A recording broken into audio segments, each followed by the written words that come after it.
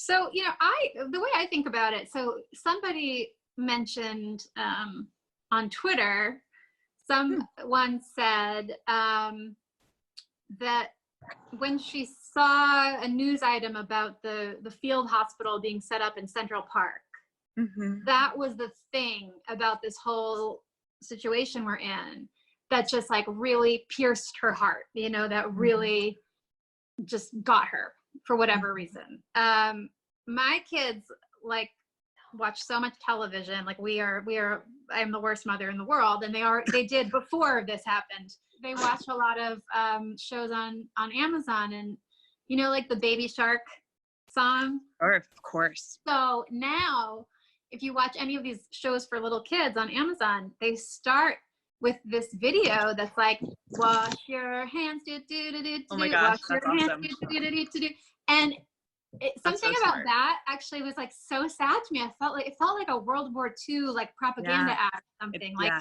totally. This is how much this thing has happened so quickly, and it's just like in every part of our lives. Yeah. Every one of us is experiencing it in different ways and for different reasons. Different parts of it are more difficult for us or not. And I think it's actually from a writing point of view, a good example of how there are these universal sort of themes and moments in our lives, but we all experience them so differently. And your personal stuff is the stuff that's going to be really interesting to readers, and also as a writer and as a human, the way you process your world. Like the Baby Shark thing will never leave my mind, but for my friend, it will be the Central Park Hospital. Exactly. And for you, it will be something else. So I think even if you're not writing, some fabulous novel about it, you can be writing it down, just writing down your observations. Absolutely.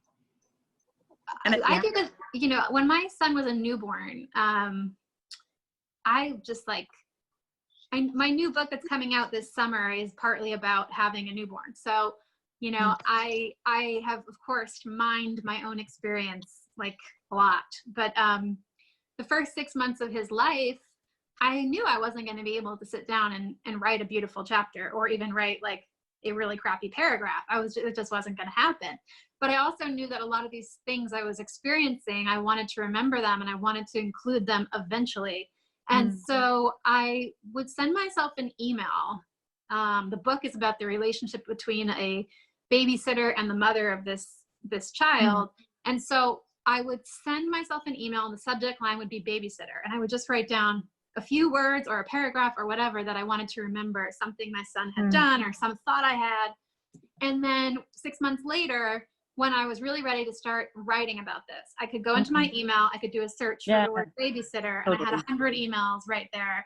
Those formed like the basis of the story. So that's something you can do now too, if you're or at any time. If life intercedes, but you still want to keep your story alive,